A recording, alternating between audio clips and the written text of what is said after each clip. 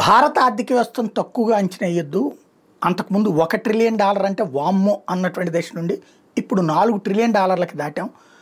త్వరలో ఇంకొక 5-10 ఏళ్లలో 7-8 ట్రిలియన్ దాకా చేరతాం.